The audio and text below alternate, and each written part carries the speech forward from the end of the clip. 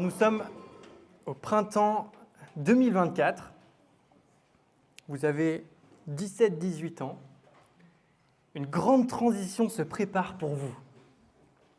Vous allez passer le bac dans quelques semaines et vous devez décider quelles seront les études supérieures que vous allez choisir et qui vont vous lancer dans le monde des adultes, dans le monde professionnel.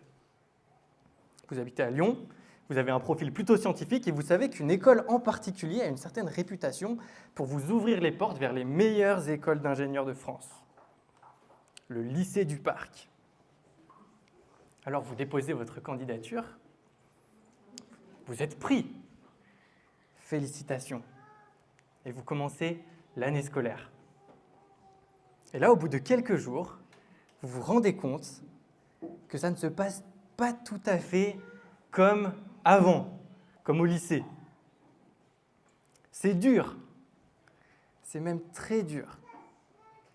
Et les premières notes tombent et sont mauvaises, très mauvaises. Et les questions se bousculent dans votre tête. D'où vient le problème ? De vous ? Est-ce que, en fait, vous êtes nul en sciences ? Ou est-ce que vous avez manqué de préparation ? Et il y a deux mots qui caractérisent tout particulièrement votre mois de novembre, surprise et découragement. Surprise et découragement. Et en parlant avec les autres élèves, vous vous rendez compte que vous êtes à peu près tous dans le même cas. Les premiers de la classe de terminale qui n'ont jamais vraiment travaillé de leur vie sont dans une nouvelle situation qui n'est pas très facile à vivre et qui va durer un certain temps. Pourquoi ? Parce que vous venez de changer de monde. Et à ce moment-là, vous vous dites, je suis content d'être là, mais si seulement quelqu'un était passé par là et m'avait prévenu, il m'avait dit que ça allait être dur, que le problème ne viendrait pas de moi et qu'il faut que je me prépare à en baver et à faire un certain nombre de sacrifices, j'aurais probablement été moins surpris et moins découragé. Peut-être j'aurais eu moins la tentation d'abandonner. Alors pourquoi est-ce que je vous raconte tout ça ? Parce que dans le texte qu'on va lire dans quelques instants, les disciples de Jésus sont également dans une grande transition de leur vie. Ils vont entrer dans une nouvelle réalité avec des défis devant eux qui peuvent les conduire à la surprise et au découragement. Et le but du discours de Jésus, dans le passage qu'on va lire, est de préparer les disciples à vivre cette transition et cette nouvelle étape de leur vie chrétienne. Alors on va lire ensemble ce passage qui se trouve dans Jean au chapitre 15, et je vais lire à partir du verset 17. Jean 15, 17. C'est à la page 701 pour ceux qui ont pris des Bibles blanches. Je ne sais pas s'il y en avait à l'arrière de la salle, mais pour ceux qui ont des Bibles blanches avec eux, c'est à la page 701. Jean 15, verset 17. Lisons ensemble ce que dit Jésus à ses disciples pour les préparer. Ce que je vous commande, c'est de vous aimer les uns les autres. Si le monde a de la haine pour vous, sachez qu'il m'a haï avant vous. Si vous étiez du monde, le monde aimerait ce qui est à lui. Mais parce que vous n'êtes pas du monde et que je vous ai choisi du milieu du monde, à cause de cela, le monde a de la haine pour vous. Souvenez-vous de la parole que je vous ai dite. Le serviteur n'est pas plus grand que son maître. S'ils m'ont persécuté, ils vous persécuteront aussi. S'ils ont gardé ma parole, ils garderont aussi la vôtre. Mais tout cela, ils vous le feront à cause de mon nom parce qu'ils ne connaissent pas celui qui m'a envoyé. Si je n'étais pas venu et si je ne leur avais point parlé, ils n'auraient pas de péché. Maintenant, ils n'ont pas d'excuse pour leur péché. Celui qui a de la haine pour moi a aussi de la haine pour mon Père. Si je n'avais pas fait parmi eux les œuvres que nul autre n'a fait, ils n'auraient pas de péché. Maintenant, ils les ont vus et ils ont haï et moi et mon Père. Et que cette parole, écrite dans leur loi, soit accomplie. Ils m'ont haï sans cause. Quand sera venu le Consolateur que je vous enverrai de la part du Père, l'Esprit de vérité qui provient du Père, il rendra témoignage de moi, et vous aussi. Vous me rendrez témoignage parce que vous êtes avec moi depuis le commencement. Je vous ai parlé ainsi pour que vous ne soyez pas scandalisés. Ils vous excluront des synagogues. Et même, l'heure vient où quiconque vous fera mourir pensera offrir un culte à Dieu. Et ils feront cela parce qu'ils n'ont connu ni le Père, ni moi. Je vous ai parlé ainsi pour que l'heure venue, vous vous souveniez que je vous l'ai dit. Jusqu'ici, la parole de notre Seigneur. Alors nous sommes quelques heures avant la crucifixion de Jésus. Jésus prend un dernier repas avec ses disciples et il leur dit tout un tas de choses très importantes avant de les quitter. Ce sont ses derniers enseignements. Et à ce moment-là, ce qui compte pour Jésus, c'est que les disciples se préparent à vivre quand il ne sera plus physiquement avec eux au quotidien, comme c'était le cas les 3 dernières années.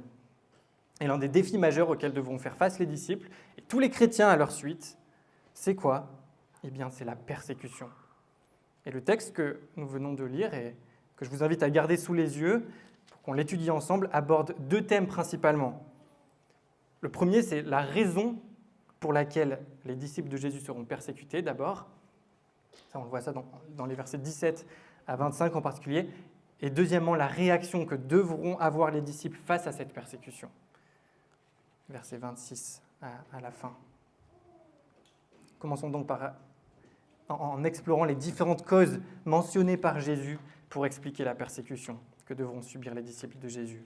Et on va le voir, mais comme les raisons de la persécution évoquées par Jésus sont pas vraiment d'ordre circonstanciel ou pas d'ordre sociologique, mais elles sont d'ordre théologique, elles s'appliquent non seulement aux gens à qui parle Jésus, là dans le texte, aux 11 disciples, et elles ne s'appliquent pas seulement aux chrétiens du premier siècle, qui sont les destinataires de ce texte, mais elles sont universelles. Du coup, on peut se permettre de transposer à nos vies de croyants lyonnais du XXIe siècle les réalités qui sont décrites dans ces versets. Donc le verset 19 présente une première cause de la persécution. Si vous étiez du monde, le monde aimerait ce qui est à lui, mais parce que vous n'êtes pas du monde et que je vous ai choisi du milieu du monde, à cause de cela, le monde a de la haine pour vous. Nous ne sommes pas, en tant que chrétiens, du monde, ou plutôt, nous ne sommes plus du monde. Et si on était du monde, il nous aimerait, mais nous avons changé d'allégeance. Et j'aimerais juste vous lire un autre passage qui exprime cela très bien en Éphésiens au chapitre 2.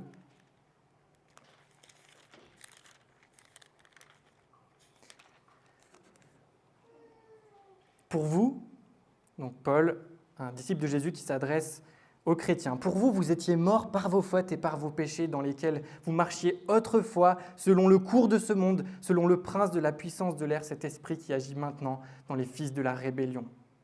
Nous tous aussi, nous étions de leur nombre et nous nous conduisions autrefois selon nos convoitises charnelles. Nous exécutions les volontés de notre chair et de nos pensées et nous étions par nature des enfants de colère comme les autres. Mais Dieu est riche en miséricorde. Et à cause du grand amour dont il nous a aimés, nous qui étions morts par nos fautes, il nous a rendus à la vie avec le Christ. C'est par grâce que vous êtes sauvés. Il nous a ressuscités ensemble et a fait asseoir ensemble dans les lieux célestes en Christ Jésus, afin de montrer dans les siècles à venir la richesse surabondante de sa grâce par sa bonté envers nous en Christ Jésus. C'est par la grâce, en effet, que vous êtes sauvés, par le moyen de la foi. Et cela ne vient pas de vous, c'est le don de Dieu.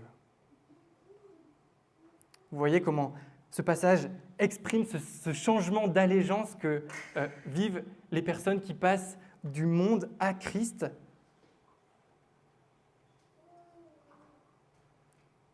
On est mort par nos fautes et par nos péchés. On marche selon le cours du monde. On est des fils de la rébellion. Et c'est le cas de tous ceux qui aujourd'hui se considèrent comme chrétiens. C'est la situation dans laquelle nous étions tous. Mais qu'est-ce que Dieu a fait ? Il nous a aimés d'un grand amour. Nous qui étions morts par nos fautes. Et grâce à l'œuvre de Jésus, il nous a donné la vie. Il nous a sauvés par grâce. Il nous a fait asseoir avec Christ dans les lieux célestes. Ça ne vient pas de nous, c'est le don de Dieu, c'est une œuvre de Dieu. Et ce que ces quelques versets nous montrent, c'est que les chrétiens sont d'anciens rebelles qui ont été conquis par la grâce de leur roi, qui ont été gagnés à l'obéissance et à l'amour à l'égard de leur chef. Et donc, ils sont mal vus par ceux qui sont encore rebelles, par ceux qui persistent dans leur révolte. Voilà le principe premier qui explique pourquoi la persécution caractérise la vie des chrétiens. Nous avons changé d'allégeance. Nous ne sommes pas du monde. Et voilà pourquoi la persécution est une situation malheureusement fréquente pour les chrétiens dans l'histoire et dans le monde. Selon l'association Portes Ouvertes, qui travaille auprès des chrétiens persécutés dans le monde, il y a 365 millions de chrétiens qui sont fortement persécutés ou discriminés pour leur foi dans le monde. Ça veut dire à peu près 1 sur 7. Cette année, il y a eu environ 13 chrétiens tués par jour, 14 766 églises ciblées par la persécution, 4 125 chrétiens emprisonnés, 3 906 chrétiens kidnappés. Il y a une persécution extrême en Corée du Nord, en Somalie, en Libye, en Érythrée, au Yémen, au Nigeria, au Pakistan, au Soudan, en Iran, en Afghanistan, en Inde, en Syrie et en Arabie Saoudite. Et il y a une très forte persécution dans de nombreux autres pays. Et par la grâce de Dieu, nous ne connaissons pas ce genre de persécution en France, n'est-ce pas ? Mais vous n'êtes pas sans savoir que nous naviguons tout de même dans un environnement où règnent essentiellement des mouvements de pensée plutôt hostiles au christianisme et qui nous placent dans une posture plutôt délicate. Et j'aimerais simplement en citer 2. Le premier, c'est le relativisme. Beaucoup de Français sont relativistes. Et peut-être que certains d'entre vous ici ce matin l'êtes aussi. Le relativisme dit qu'il n'y a aucun moyen objectif de dire que quelque chose est bon ou mauvais, et est bien ou mal. Or, les chrétiens croient fermement que Dieu a fixé des normes objectives universelles de bien et de mal. Et donc, il y a une confrontation de vision du monde là, qui peut générer du rejet et de l'opposition. Le relativisme. Et deuxièmement, on assiste en France à une révolte explicite à grande échelle et planifiée contre des conceptions chrétiennes du mariage, de la sexualité, du genre, de la famille, de la vie, de la mort. Et dans cette révolte, ce n'est pas tant une question de choix subjectif comme dans le relativisme. Non, il faut défendre l'idée que des pratiques considérées comme péchées par la Bible sont bonnes. Sinon, nous sommes considérés comme des ennemis du bien et de la liberté à faire taire. Vous voyez, nous ne sommes pas du monde. Et à cause de cela, le monde a de la haine pour nous. N'en soyons pas étonnés. C'est ce que nous dit Jésus dans ce passage. Deuxième cause que Jésus met en avant. C'est à cause de Jésus que nous sommes persécutés, verset 21. Tout cela, ils vous le feront à cause de mon nom. Quand on expérimente le rejet ou la persécution pour notre foi, le problème ne vient pas de nous. C'est à cause du nom de Jésus. Et le monde a de la haine pour Jésus, donc il a de la haine pour tous ceux qui portent son nom. Et enfin, regardez verset 20. Le serviteur n'est pas plus grand que son maître. S'ils m'ont persécuté, ils vous persécuteront aussi. S'ils ont gardé ma parole, ils garderont aussi la vôtre. Le monde n'aime pas Dieu. Donc le monde n'aime pas Jésus. Donc le monde n'aime pas les serviteurs de Jésus.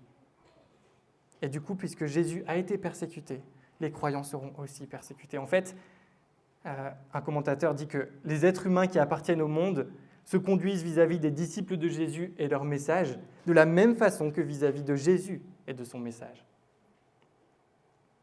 Mais ça n'est pas qu'une mauvaise nouvelle, vous avez remarqué dans ce verset 1. Parce que, tout comme certains ont gardé la parole de Jésus, nous pouvons avoir la certitude que certains écouteront aussi l'évangile que nous proclamons et se mettront aussi à suivre Jésus. Voici quelques causes que Jésus met en avant, quelques causes universelles que Jésus met en avant concernant la persécution. Mais alors, comment est-ce qu'on réagit quand on constate cette réalité et qu'on expérimente ce genre de rejet ? Eh bien, Jésus, dans la deuxième partie du passage, explique à ses disciples comment ils devront réagir lors de la persécution. Et il y a un verset en particulier, le verset 1 du chapitre 16, qui dit « Je vous ai parlé ainsi pour que vous ne soyez pas scandalisés ». Et donc, s'il dit ça, c'est qu'une réaction possible qu'on peut avoir face à la persécution, au rejet, c'est d'être scandalisé. On peut penser, par exemple, que Dieu nous a abandonnés.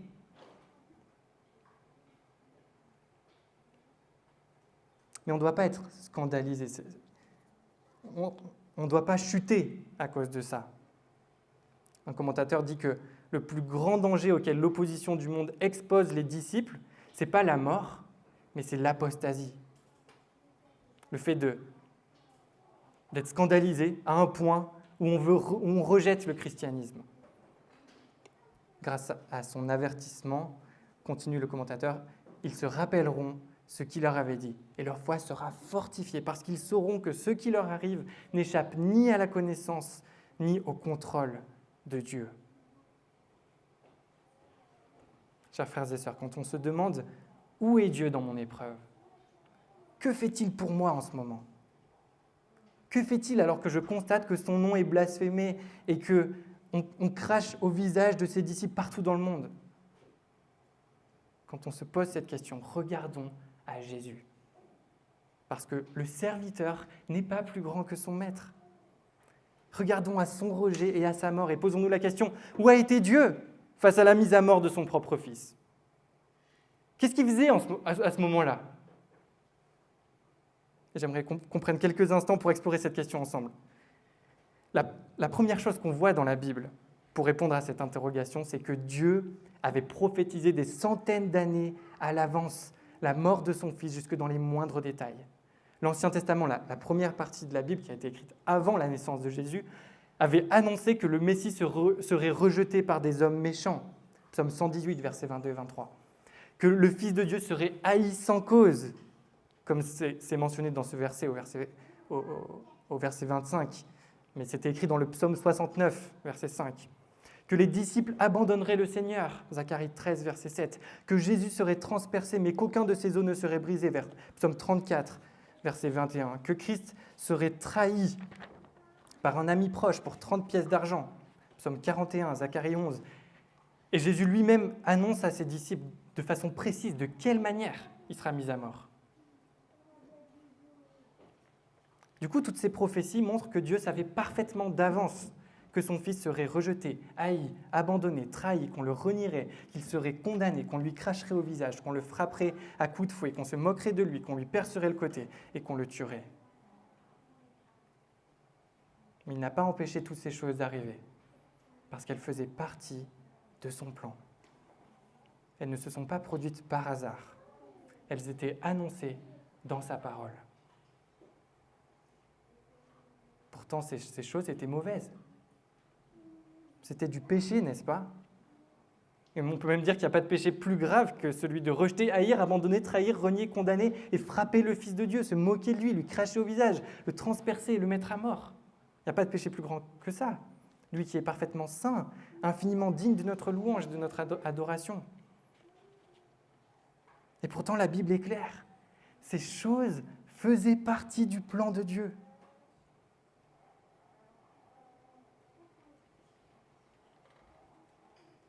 Et mon objectif en disant cela, c'est qu'en comprenant cette merveilleuse manifestation de la souveraineté de Dieu sur le péché, qui a conduit à la persécution et à la mort de Jésus, on soit nous-mêmes profondément touchés, qu'on reçoive la force de traverser les épreuves les plus douloureuses, qu'on reçoive le courage de supporter la persécution pour le nom de Jésus.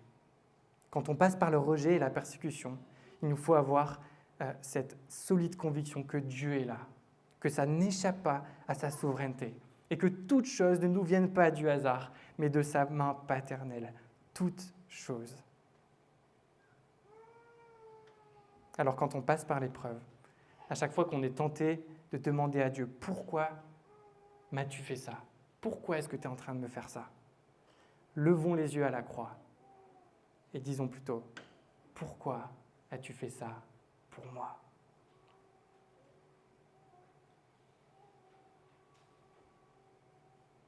Première réaction que Jésus nous invite à avoir, ne pas être surpris et scandalisé. Le monde crache au visage des chrétiens. Oui, il le fait parce qu'il a craché au visage de Jésus. Deuxième réaction, on peut avoir la certitude, et c'est extrêmement encourageant, on peut avoir la certitude que le Saint-Esprit est là pour se joindre à notre témoignage, versets 26 et 27, pour se joindre à notre témoignage de Jésus au monde. En fait, quand on témoigne, quand le monde se rend compte qu'on est chrétien et qu'on on défend nos croyances chrétiennes, on est accompagné d'une puissance spirituelle extraordinaire. C'est ce que nous dit ce verset 25 et ce verset 26. L'Esprit de vérité rendra témoignage de moi. Quand on témoigne de Jésus au monde, on fait exactement ce que Dieu est en train de faire dans le monde par le Saint-Esprit.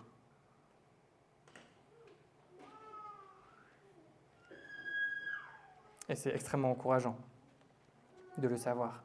Troisième réaction, on est appelé à rendre témoignage également, c'est ce que nous dit le verset 26. N'ayons pas peur de proclamer l'Évangile. N'attendons pas un temps plus favorable. Ça peut être une réaction qu'on a naturellement, on se dit, c'est pas forcément le bon moment, la société n'est pas prête, ses amis ou ses membres de ma famille ne sont pas prêts à entendre. Mais en fait, ce que nous dit ce passage, c'est qu'il n'y aura pas forcément de temps plus favorable. Et en tout cas, ce n'est pas ça qui doit conditionner notre possibilité de témoigner. On doit témoigner même au cœur de la persécution, nous dit Jésus ici. Quatrième réaction, on doit être prêt à subir le rejet social. Ça, c'est le verset 2 qui nous le montre.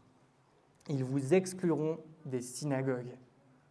L'un des centres de la vie sociale, l'un des centres majeurs de la vie sociale d'un juif, à ce moment-là, c'est la synagogue. Tout comme un des centres majeurs de la vie sociale d'un chrétien évangélique, c'est l'Église. Eh bien, on doit être prêt à subir ce rejet social. Le problème ne vient pas intrinsèquement de nous. Et j'aimerais juste faire une parenthèse ici, parce que vous avez remarqué que Jésus parle beaucoup des Juifs et de la synagogue ici. Jésus parle beaucoup des Juifs comme étant les premiers responsables de la persécution des chrétiens dans ce passage, mais en fait c'est le cas dans tout l'évangile de Jean. Mais il ne faut pas penser que Jésus ou Jean étaient des anti-juifs. En fait, ils étaient eux-mêmes des juifs. Mais au 1er siècle, au moment où Jésus parle, au moment où Jean écrit cet évangile, ce sont les juifs qui ont les premiers persécuté les chrétiens, alors qu'ils devaient être les premiers à recevoir Jésus comme le Messie et le suivre. Et donc, les synagogues, c'était l'endroit par excellence pour le progrès de l'évangile, parce que c'était des lieux de prière où on adorait Dieu, où on lisait les Écritures. Et donc, on peut comprendre la surprise et l'incompréhension des premiers chrétiens, qui étaient eux-mêmes juifs, qui avaient découvert le Messie et qui voulaient partager à ceux qui étaient autour d'eux cet évangile. Jésus ici présente les Juifs comme les représentants en fait, du monde incrédule en général, parce que c'était ceux à qui avaient affaire les disciples plus directement. Mais c'est à chacun de transposer dans son environnement les vérités qui sont exposées ici. Le problème, ce ne sont pas les Juifs, c'est le monde incrédule, dont les Juifs étaient les représentants ici le plus directement dans leur contexte. Cinquième réaction que nous invite à avoir Jésus. C'est le premier verset que j'ai lu, verset 17. Ce que je vous commande, c'est de vous aimer les uns les autres. Aimons-nous les uns les autres. On ne sera pas aimés par le monde. Et donc, c'est dans l'Église qu'on fait le plein d'amour. Pensons à une ambassade dans un pays en guerre. C'est un lieu de paix, de refuge, où on peut vivre l'amour et montrer autour de nous ce à quoi ressemble le royaume de Dieu. Le but, ce n'est pas de se replier sur soi-même, d'être dans une contre-culture, de s'isoler. Non, tout comme une ambassade, elle reste dans le pays dans lequel elle s'est installée. Elle reste en contact avec lui, mais ça reste un lieu de paix, de refuge. Le rejet et la persécution produisent l'isolement, un sentiment de solitude, d'incompréhension. Alors, ce à quoi nous invite Jésus ici, c'est à être solidaires. Aimons-nous les uns les autres, en particulier à cause du rejet et de la persécution. Et enfin, sixième réaction que nous propose Jésus. Préparons-nous. On est appelé à suivre Jésus jusqu'au bout, malgré tout ce que ça pourrait nous coûter. Et quand ça nous coûte, on peut commencer à se soucier pour notre vie, n'est-ce pas? Et on doit se rappeler à ce moment-là, attends Antoine, Qui t'a créé? Qui a créé la Terre? Qui a créé l'univers? Qui a créé tes enfants? Qui a créé tes parents? Qui a créé nos dirigeants? Qui t'a créé, chère sœur, qui a perdu son emploi parce que tu as refusé de mentir ou de faire quelque chose contre ta conscience? Qui t'a créé, cher frère, qui est marginalisé à cause de tes positions éthiques chrétiennes? De quoi est-ce que je me soucie si Jésus a tout fait et que je lui appartiens? N'est-ce pas merveilleux d'appartenir au Dieu de l'univers? Mais c'est plus facile à dire qu'à vivre, n'est-ce pas? Dans notre vie, on constate souvent que la distance entre notre cerveau et notre cœur, entre ce qu'on sait de Dieu et ce qu'on vit avec Dieu, c'est souvent beaucoup plus long que les quelques 30 centimètres qui les séparent réellement. Mais c'est pour ça qu'on a besoin et qu'on aura toujours besoin de se le rappeler. Alors on part demain en vacances, en camping, avec Noémie, Caleb et Lily dans le sud-ouest. Mais l'année dernière, l'été dernier, on était en Bretagne. Et j'espère qu'on n'aura pas la même météo qu'en Bretagne. Parce qu'en fait, l'été dernier, on a eu une semaine entière de pluie. Alors imaginez-moi monter la tente sous la pluie et rester des jours entiers sous cette toile de tente, alors qu'on est à quelques mètres des plages et des paysages magnifiques. Et surtout rester plein de jours entiers sous cette toile de tente avec un enfant de 3 ans et un de 1 an. Et à la fin d'une semaine entière de pluie, j'étais dans la laverie automatique du coin pour faire sécher quelques affaires. J'étais trempé, j'avais mon kawaii sur moi. Et alors que je lisais pour attendre que le linge sèche, je suis tombé sur cette phrase. Si le soleil de l'approbation de Dieu brille sur moi, je peux bien me satisfaire d'être trempé par la pluie de l'affliction. Si le soleil de l'approbation de Dieu brille sur moi, je peux bien me satisfaire d'être trempé par la pluie de l'affliction. Et je peux vous dire que sur le moment, ça m'a parlé. Mais voilà une vérité puissante et réconfortante à laquelle il nous faut nous accrocher dans l'affliction. Si le soleil de l'approbation de Dieu brille sur moi, je peux bien me satisfaire d'être trempé par la pluie de l'affliction. Grâce à l'œuvre de Jésus à la croix pour nous, si nous plaçons notre foi en lui, si nous reconnaissons nos fautes et que nous recevons son pardon, le soleil de l'approbation de Dieu brillera sur nous tous les jours de notre vie. Quel que soit l'état du monde, quel que soit l'état de notre cœur, l'état de nos relations, l'état de notre santé, l'intensité de notre persécution, malgré le rejet, l'opposition et la souffrance, le soleil de l'approbation de Dieu brillera sur nous, parce que c'est grâce à l'œuvre de Jésus qu'il brille sur nous. Parce que rien ne peut nous séparer de son amour pour nous. Et ce sera vrai qu'on ait un local ou pas, qu'on puisse se réunir de façon publique en église ou pas, qu'on subisse le rejet ou pas, qu'on subisse la persécution ou pas, qu'on crache au visage des chrétiens ou pas. Et ça, c'est un solide fondement. C'est un solide fondement pour aller de l'avant et se préparer à payer le prix d'une vie à la suite de Christ.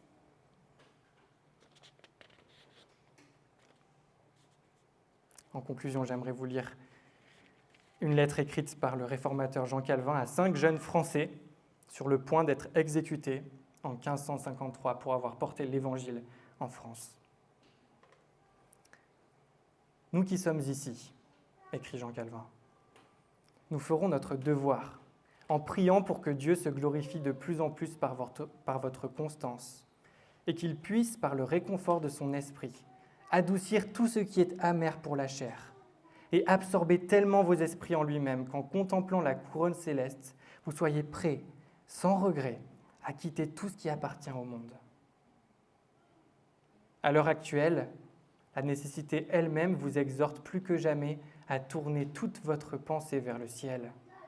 Nous ne savons pas encore ce qu'il en sera, mais puisqu'il semble que Dieu veuille se servir de votre sang pour sceller sa vérité, il n'y a rien de mieux pour vous que de vous préparer à cette fin, en le suppliant de vous soumettre à son bon plaisir, afin que rien ne vous empêche d'aller là où il vous appellera. Puisqu'il lui plaît de vous employer jusqu'à la mort à maintenir sa querelle, il fortifiera vos mains dans le combat et ne permettra pas qu'une seule goutte de votre sang soit versée en vain. Votre humble frère, Jean Calvin.